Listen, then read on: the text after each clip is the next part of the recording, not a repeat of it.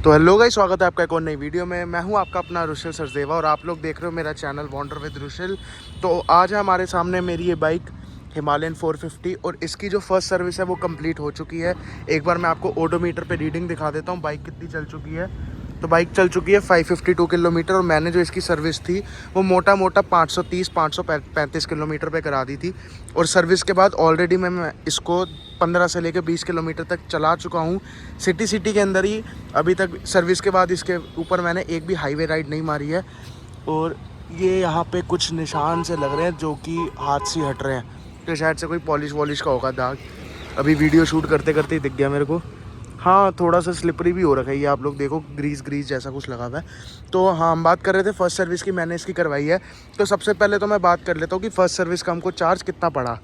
तो मेरी जो हिमालयन है इसकी फ़र्स्ट सर्विस होती है 500 किलोमीटर या फिर 30 डेज़, जो भी पहले हो। मेरी बाइक को फ़िलहाल अभी 20 दिन ही हुए थे, 20-25 दिन हुए थे और 500 से ज़्यादा चल गई थी। तो मैंने ये किलोमीटर के हिसाब से करी है, डेज़ के हिसाब से नहीं करी। तो मेरी जो फर्स्ट सर्विस हुई है वो हुई है 1700 रुपये की। और इसका जो बिल है वो मैं अभी आपके बिल्कुल साइड में लगा देता हूँ और साथ के साथ ही मैं आपको दिखा भी देता हूँ वीडियो के अंदर ही।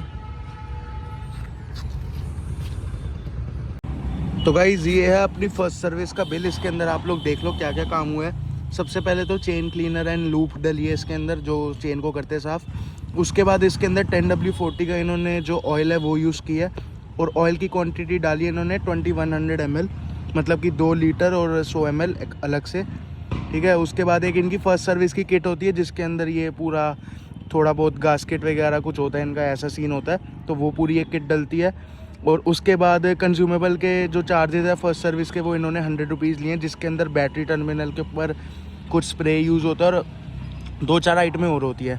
उसके बाद ये एक फ़र्स्ट सर्विस का कूपन लगा दिया, तो उससे वो डिस्काउंट टोटल जो मेरे को पड़ा वो पड़ा है 1700 रुपये, ठीक है ना। यहाँ पे आप लोग चेक कर लो ओवरऑल अमाउंट।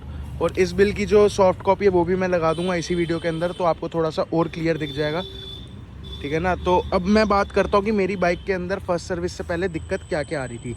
सबसे पहली बात तो इसके अंदर जो वाइब्रेशन थी वो काफ़ी ज़्यादा मेरे को महसूस हो रही थी, ठीक है ना। जो इंजन की वाइब्रेशन है वो काफ़ी ज़्यादा आ रही थी फुट पैक्स के ऊपर स्पेशली, और वो मैंने लिखवाया था। उसके बाद जो मेरी हेडलाइट थी बाइक की, इसकी जो हाई बीम और लो बीम थी ना वो एक दूसरे के अंदर घुस रही थी।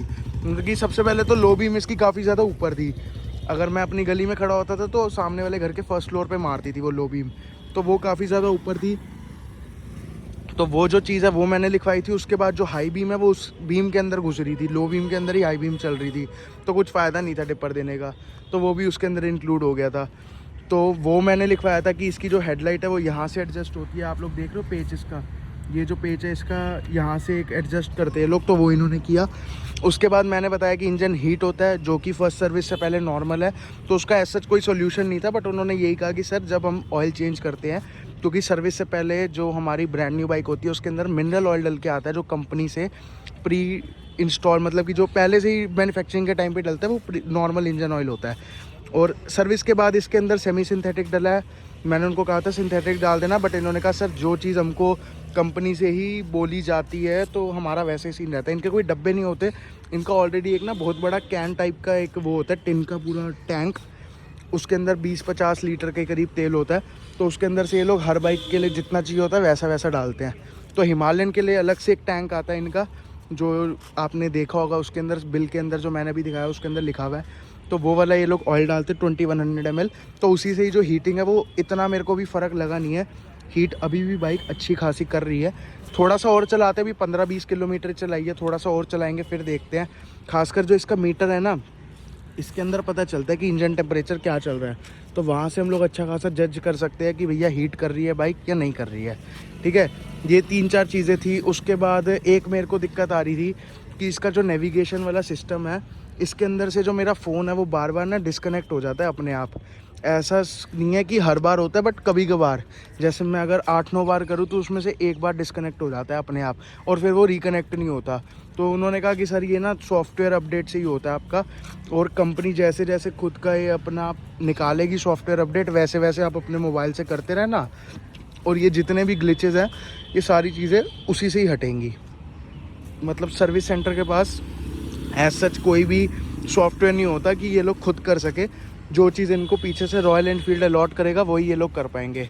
उसके बाद आप लोग ये जो शीशा देख रहे हो, ये जो शीशा है ना, ये वाइब्रेशन से बहुत ज़्यादा हिलता है, मतलब कि लूज़ हो जाता है। सबसे बड़ी बात दिक्कत तो यही है कि अगर जैसे हम इसको हाई स्पीड पे चला रहे तो ये लूज़ होके घूमने लग जाएगा। तो यहाँ से इसके एक नट बोल्ट टाइप होता है, इसको रबड़ को ऊपर करने के बाद दिखाता हूँ मैं, ये देखो।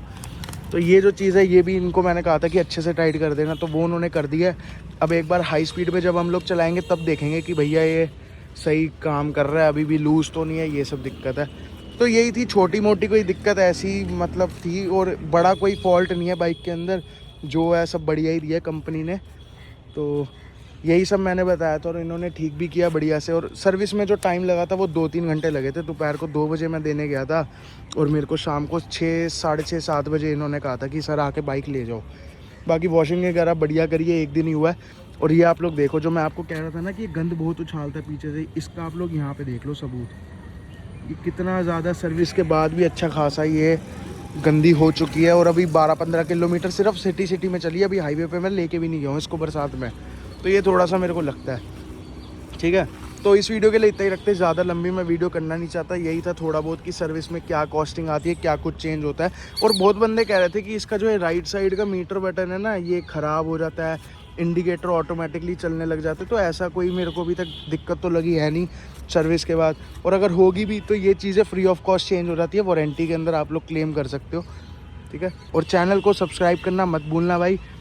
बहुत बंदे को मैं देख रहा हूँ, जितने भी अच्छे खासे व्यूज़ हमारे हिमालयन की वीडियोस पे आ रहे हैं वो सारे के सारे नॉन सब्सक्राइबर्स की तरफ से आ रहे हैं। तो प्लीज़ आप लोग चैनल को सब्सक्राइब ज़रूर करना और सपोर्ट करना कंटेंट को। मिलते हैं अगली वीडियो में। Thank you so much.